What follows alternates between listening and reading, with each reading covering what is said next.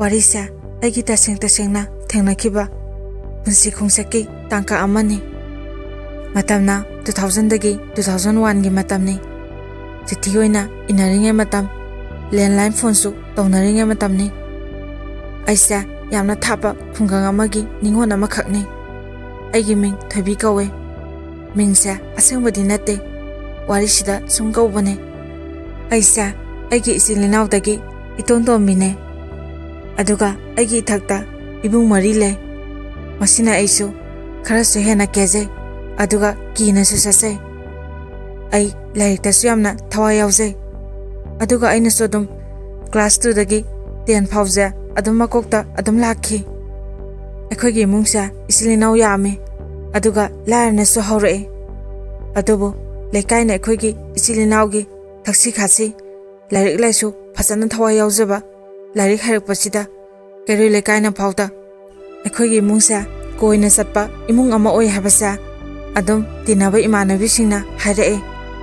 thabia noi de lakpa ikai noi di lairik hai nomagi lairik paba newspaper paba current affairs paba tokte kaina asmaina dum hai mayam isana thagasabagi wadi nate ekhogi mungsa yamna wajarasu khunggang amada lejarasu up to date yamna oiba imungdi oi discipline yamna ngakna mathak makha thakha yengna respect tawraga chatle sina ekhogi imungi samlapa wari ni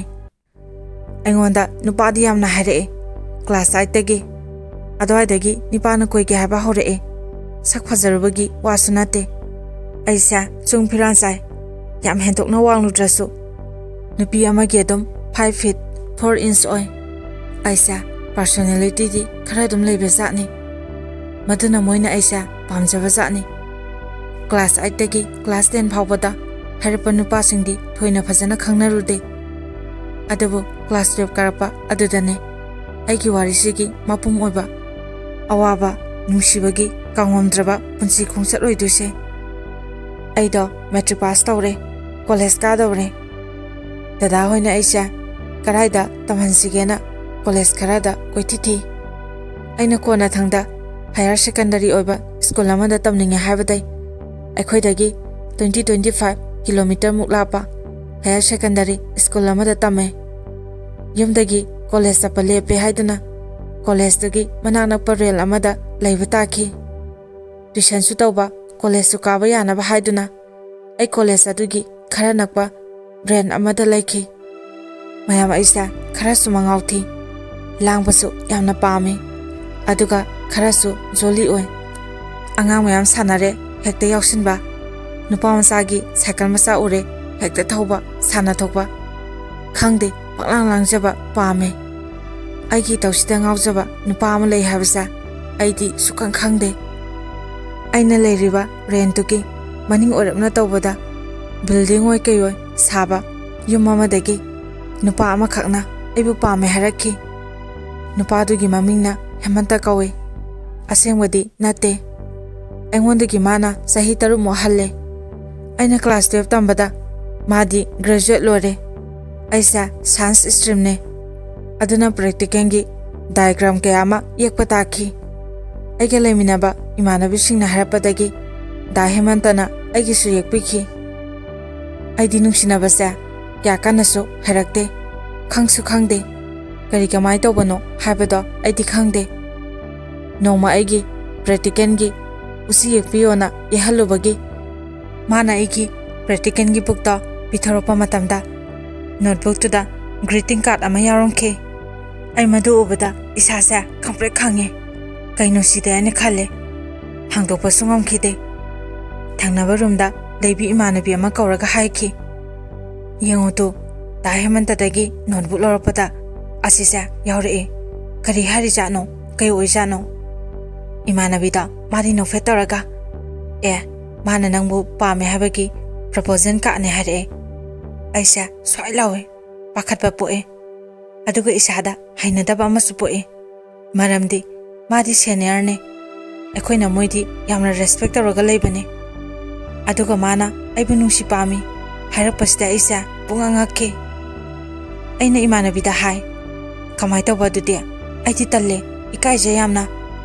दा हेमंतसे मसक्सु याम फजै यामनसु लेमे अदुबो अइदी कमाइना करी हाइगनी खनबदा इकाय नुंसी यानारगा नुमिनिनी हुमनी मुसे अइ मागी पाखुमदा अमदा पिखिदे पाखुम पिरोअना मागी थंगनबा युंगी नुपा अमा अइगिना स्कूलगी junior ओइबा अमदगी पाखुम पिरो तसिलकपदगी अइसु याय हाइना इमानबीदा चिठी इहलगा पिहनख्रे अदुगी मतुंग माना रेड पेन चिठी अमा इरखी चिठीदा उबदा अइना अइदी पाइ पिरकनि हाइना खनके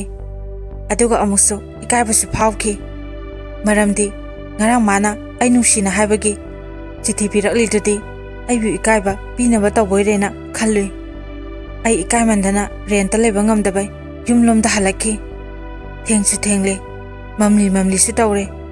bus phangni phangloi thidana lakki numita mogi mane ama luhongba numitni luhongbagi misu amna tille mamanaba singsu thonganda chathok chasin tawri aina satkena tholokpada मागी ममानब अमना थेंगनादुना हंगलक्की थोबिया कायदा चटलिनो अइना दाबो युम चटलुगे हारमलगा अइ लाखी युम यौरे अहिंगदुमा अइ तुंबा याखिदे इकायबना इसासे कैनोम तौरे मथंगी नुमिसु अइ रेंता हनबा ngamdre युमदा अदुमक लेरे नुंथिंगी पुंग अमा मखाइरोम तारमलद्रा स्कूटर एनबीहिदा दा हेमंतगा अदुगा दाबुगा अखोइदा डायरेक्ट अगी रेंता लेबो इमानबीदा माना तरोगा चंगे अइदी पुंग अंगाखी कोकी समसु सब युंखी इसासा तौफंग खंखिदे जुमसु इचाइ चाइ इथक थखना अइना हंखी कैदोबो लाइनो हाइना दाबोना खुमलक्खी नंगना कैगिनो तलमदना चखिदी अदुगी चलुसीना नंगोंदा तामदना लाइने फमोसिदा हारगा मांगोंदा थारगा थंबा बेंच अमदा फमनखी नुमितो युमदा दादा होय अमता लेते इनामा अमदी ले युमदा नुपा पुसले हाइगद्रा हाइबगी पाखटपना अइ तोफंग खंगददुना नोइ चलो हाइना डाइरेक्ट हाइखी इमानबीदुना असय फाबा थिंदोलुसि लाओ हाइबदगी अइ मखोइबु थिंदोबो थोलए लंबीदा चटना दा हेमंतना हंगलक्की ngarang kaigi yumda khangcha chakhrino hairamu yadra adudaina ikarap tawna khome da hemanta nang ngarang bai habagi chithi ma pirak potuda ikaibagi selakpane madu taraga da hemanta do nokhre akon thokpa makai aduga haire nangdi yamna angang oirina kanana haige red pen iradi bailetane haina manungi maronda padra nusi maron ngaktane ai ngarang yumda tumdre ini luhongbagi irang langdana imana bohida tumme makhoida blue pen thiba phangdabai red pen ikhibane harakki masidege aisu ikai nungsi yanana nokmi tawjaki asumna ipangpangna nungsi lambida khong thangjimba hauki adudagi ibani sa nungsina ba haure aina makhoigi yum hek mamangi renta lei aduna mana nungtigi hainingba khuding chithida amama adum irakani aduga hairakani madi chithi amna toine igale nungtigi i chithi khudi makse date and time and place loina suna hapaga su i aisu chithida adum reply halle nungtigi dinate aisa moigi mungna pamde asengba maramdi aisu khangde adubu karigi pamdrino hangbada angangne langba pami khatle hai matamda aidi inkhalakpa teenage matam aduga mana graduate loraba major oraba matangni aduna level se khara khetana ubjani makhoigi imungna aiga maga mari lene habasa moigi imung manu loina khange kari kisu khangloidoino hek nangna leiraga bo noma makhoi madom sama lambi te thengnei aina kawe idom sa kadai chatlubano idom sa na khome asita chatlubane aduga hanglaki ngai khone nangbu 12 thaba loibaga kari tamdoino aina khangdeda kari tamsige matamduda adum khalani asumna moi madom sana aigi maong hangdore makhoina aisa chelakadaboy kanasu ubuzani adubu aidi nupaga koina nusinarasu senge chongge habasa aisu khan khalude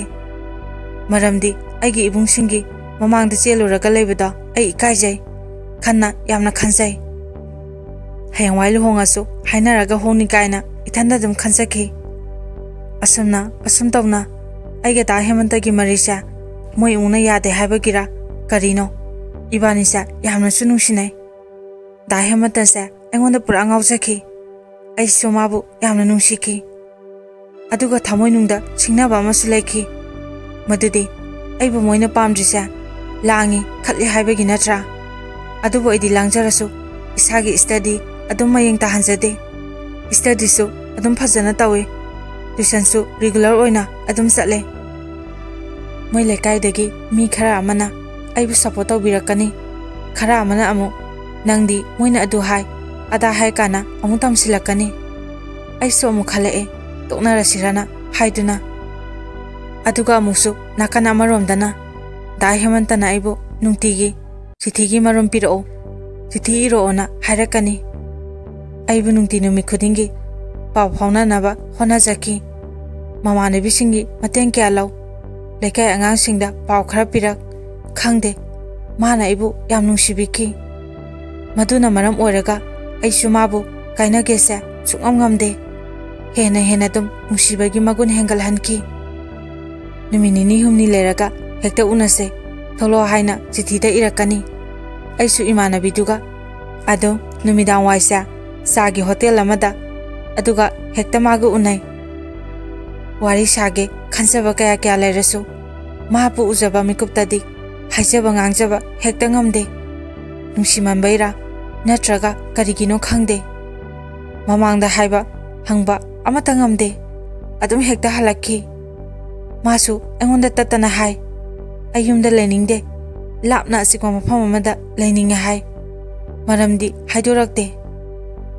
이바니나 우나바사 노무타 아이코이 아니칵 짰데 아이가 아이기 이마나비두가 아두가 마가 마기 마마나바 아마가 아담 아이코이 마리 뿐나 우나이 마마나바수 아이코이 아니기 눅시나바사 얌나 사포 떠우비 아이코이 아니기 눅시나바사 우르바다 이마나비다 마수 다 헤만타가 또이나 루나수 티나리바 다보도 아두가 눅시나레 하우시테 아이코이 마리사 피어 하바도 오이레 우나바 sappada yam nungaire khangde asam tawna isam samna inak nangna yamna nusinai nomagi mana isa ohutaba yade numidang hatangde oirabasu aibu ujanaba hotna jakhi ibanigi nusinabasa thugaibinabasu kongkaine maraksida ibanigi nusiba thajanabasa karina masak taksike hainabada aina khongke ta hemanta aigi ipok numita दाना आइगी लाइबक्ता Sindhu नंबियो अदुगा iso दागी पोनुमि खुदिंगी आइगी लाइबक्ता सिंदूर नमगे मसिना इबानीगी थाजनबी ओइनसे वरिसा यामना सांगे मयुमदगी गाड़ी लौथोक्तुना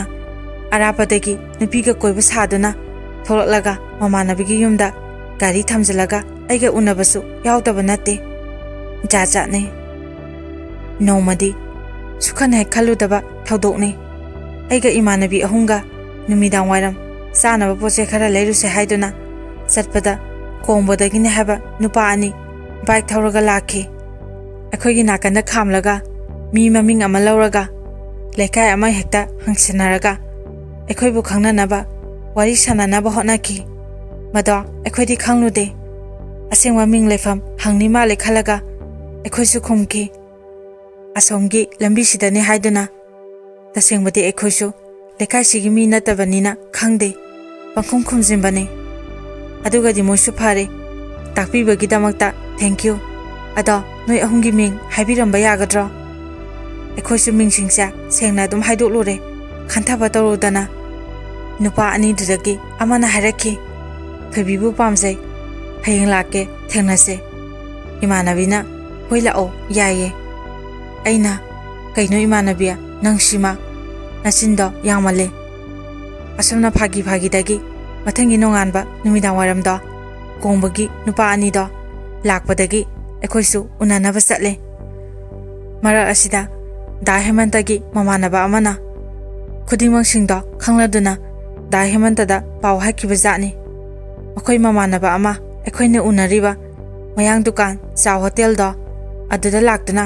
मासु कई कइनो जासिनारगा एखोइगी इयोंग इतौदो येंथोक्लिबा जातनि ꯑꯩꯈꯣꯏꯗꯤ ꯏꯁꯝ ꯁꯝꯅ ꯄꯨꯂꯞ ꯄꯨꯟꯅ ꯆꯥ ꯑꯃ ꯆꯥꯅꯅꯕ ꯑꯃꯃꯝꯒ ꯆꯥꯗꯨꯅ ꯄꯨꯟꯅ ꯋꯥꯔꯤ ꯋꯥꯇꯥꯏ ꯇꯧꯈꯤ ꯑꯃꯗꯤ ꯃꯗꯨꯅ ꯑꯔꯣꯏꯕ ꯊꯦꯡꯅꯕꯁꯨ ꯑꯣꯏꯈꯤ ꯃꯇꯝꯗꯨꯗ ꯐꯣꯟ ꯄꯥꯏꯅꯗꯦ ꯍꯜꯂꯛꯄꯗ ꯗꯥ ꯍꯦꯃꯟꯇꯅ ꯑꯩꯕꯨ ꯎꯅꯁꯦ ꯍꯥꯏꯗꯨꯅ ꯂꯝꯕꯤꯗ ꯉꯥꯏꯗꯨꯅ ꯂꯩꯔꯝꯃꯦ ꯎꯅꯔꯦ ꯑꯩꯁꯨ ꯑꯁꯦꯡꯕꯗꯣ ꯂꯣꯏꯅ ꯍꯥꯏꯔꯦ मासु साउद्रे ऐसु हराउरे अदुगदि कदाइदगिनो खंगदे कारम फुरकलिसे नुपा अनितिसु आइगी मिंग ओइना हेक्ता कौरे दा हेमंतसे खमनसु यामना चावे फिरोन से पसाबदा यामना ताकपि तंबी अकोंबा फिरोन अकोटपा फिरोन से पसाबा यादे अकोंबा फिरोन सेपा याबा निपादो नंगु नुसिबा नते हाइनसु एंगोंदा ताकपिखि एंगोंदा असुना माना ऐसा अंगांगदौना अफा फथासु लोइना ताकपि रेन के सोरो मपालम थंगबा रूम अमदी थोना अमसु पाले मदुदा नुंतिगी थौरी अमा मदुदा प्लास्टिक चेरंग अमा यालगा नुमिदा वारमसे थमदोइने मसे दा हेमंतना असाबा पिथोक पिसिन तौरकनाबने अदुगा इखोइना थौरीदो चिंखलगा लौदोइने खंगदे अइगा मागागी नुसिनाबसे यामना मरि चेले ऐसु यामना चाउथोकना मकालामना कोइनाजै अइगिदमक्ता माना चाउना लेपि हाइबगिनी इमुंग लेकाय अंगांग नहा अहन खंगदब लेते असुक नुसिनाजबसे करमना कमाइनानो काइनाखिबा वारिसा मखा ताजरके दा हेमंत होइगी मसि मनावसे अहुमने नुपीना अहन अदुगा मखादा मनाव नुपा अमगा मखोय अहुमने मखोयगी इमुंगसे यामना पैसा पाइबा इमुंगदि नते ककानी अदुगा मोइगा पुन्ना लेबने कासिंग अदुदी पैसा पाइबा माले मोइगी ममा बाबा होटेल तवे हाय अयुक ngana चखरगा नुमिदांगदने हलक्तोइसे अदुगा मचेना प्राइवेट स्कूल की ओजा ओइबा चले दा हेमंतगिसु थबकी पैसा पिजे हाय पिजेदेसु हाय खंगदे असुना मासु ग्रेजुएट लोरगा अंगांसिंग ट्यूशन तौदुना युमदा दुम लै दा हेमंतसे लाइरिसु हाय मासे मिसु यामना भबने हाइदुना लोइने हाय अदुबु मोइगी ममादी खरा फावे लेकाइगा यानबा खरा वाटले हाय खंगदे आइदि फजनासु उद्रि नोमा फादो उबदगी हेना मसक्ति फजे के माउना उइ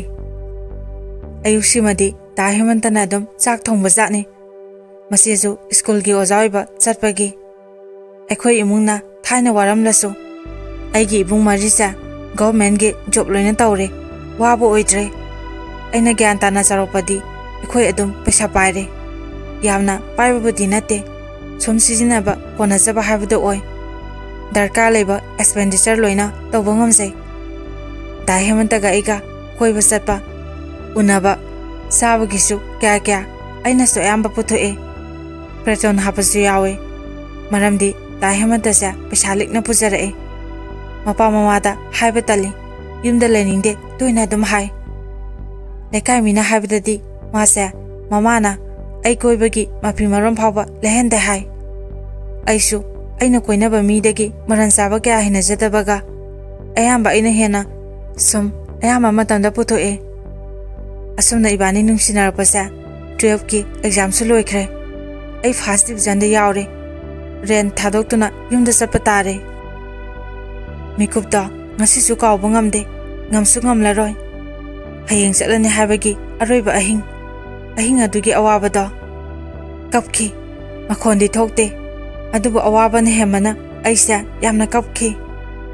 aigi thonawse makhogi yumgi thongde hek ing thokbada michana famne masu ahingda tumkhite aigi thonaromda cheptha kapna asum yengba lepte aduga aichu mabu yengba tokte इबानीसा पुनः कपमिनाखी मतमदुगी वाखलगी कल्पनागी हंकीबा वहंग क्या क्या हौजिकी फोनगी मतमसिना करिसु हेलोय असुमना अहिंगदुमा अयाम वाना लेंख्रबा मतुंग अयुमलोमदा हलए अदुबु मादी अइ लेतबदा तफों खंखिज्रे नुंतीगी अखुरमदा लाए नुमि हुमनी हेक सुबगा हेक्ता लाकपा लाकनो हाबसु यादे मासे अंगावगा सब मानखी मतमदुदा लंबी लमहांगसु यामना नातै चादे चथोक चसिन तौनबा चेंबा पैसेंजर गाड़ीसु यामना लेरमदे माना लाबगिदि बस यामना चेले अदुबु हनखिनबदी यामना तांगना थोए mayumdagi gari puraklaga lakpasu kayarakno piraktoise aduna mase ayambada langi basta lakhi aibu unaningbagi maisakna mase khudong chadaba kya singse nasungde hekta lai magi thokpa hekta hanki nomadi hanba pharak taduna ekhoi lekagi imanaba amagi yumda phau ma ahing lekpa yawkhre mayumdadi ma halaktabagi yamna wana khibajani mamanasu puisu hai adubu hande aisa mapalamda training to basat patare da hemanta aidi mapalamda training chatlane habada mana aibu chalhaningde adubu kamaina di khamudoino chatlo adubu aibudi kautopinu ko haina yamna wana haningdana haire maduda aina aisu kamaina kaudino sithisa toina thanase moigi landline phone su leite aduna mamanabagi mayumgi aingonda landline number ama pirakhi masida wari sanase maramarakta asumna chalumdagi maya khara naksalakpasida noma ibanisa unaki restaurant amadane aiga maga khakne aisa chakradi aina mabu kaktopi khranina khandana mana yamna wajaki aina haijaki ai dabu sungta thadokloi adubu masu aisu puna kaminaki mana madu punamakta thajade hai aina nangna ibu thajadradi nangna ingonda tawningba tawjo habada mana nangi nasa soke haraki aisu hoi haina yaki adubu ma aigi isa sokpa ngamkhide aibu sena konsimbiraga nungsina laibakta chupiraga aingonda haraki phagi tawbonida nangna ibu asu yamna nungsibirisibo kaidawbagi nangi nasamu sokludoino haraki mana ibu nungsibibasa angakpane asumna ibanisa halaki ma ai asuk sena nungsinaba asepa mari habado adudi suktam thamnakhide haksang sokpikhide aigi maida nungsina nanbiba magi mathada chetna konbiba aduga laibakta nungsina chupiba asikhatane asumna aisa training chatle training haure magi sithi toina lakhi ai mana pirakhiba phone number da sande khudingi outing chapa matamda call tawjai magi makhon tabada hainingwa wa haibongamdana kappaga ayamba thame PCO dane call tawrisisu misu yamna ngainaki aduna kuina tawbusu ngamde call tawrabadasu ta hemantabu amuta kobirisu habada kobiraktabasu kyane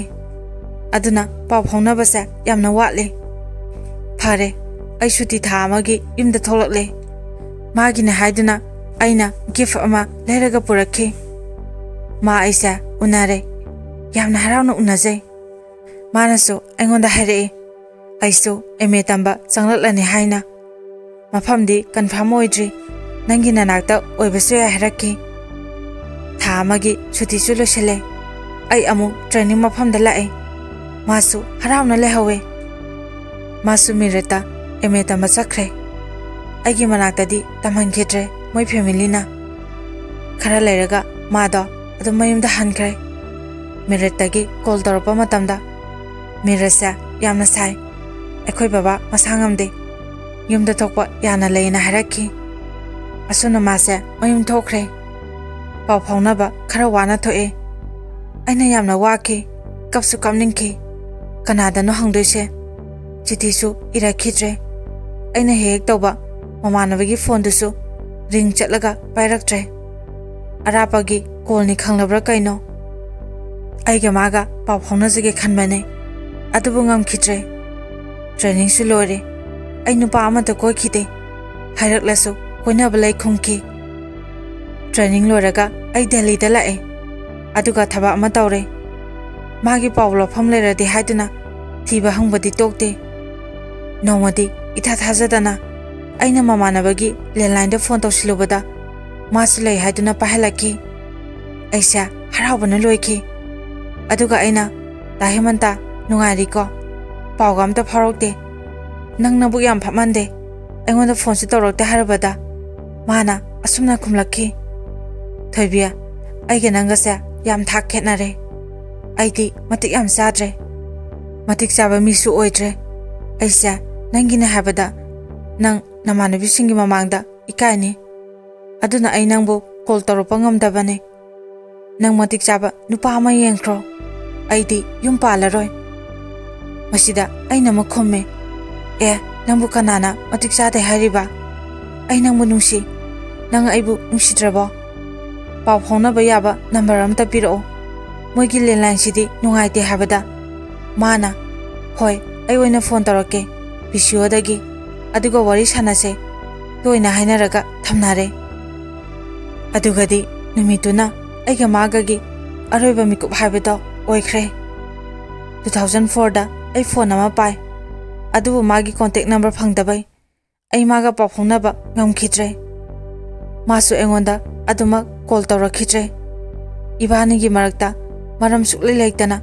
kaina ba habado oikhre ita thajadana noma makhoigi madom sama thengne aigi hek pokminaba isegi lohma numita mana harakhi nangdi government gi job phangle noida hemantasu lohongkhre 2009 da makhoi lekai anakpada gi ne harakhi aisa soilawe pawdo tabada wakhansa yam nungaitre kapsu yam kapningkhi adobo puning phatharaga o haraga ai lehokhi ise lohomba numiki ahingdoma ayamna kapsakhi yamna suwakhi ise lohongkhibagi kainabagi awaba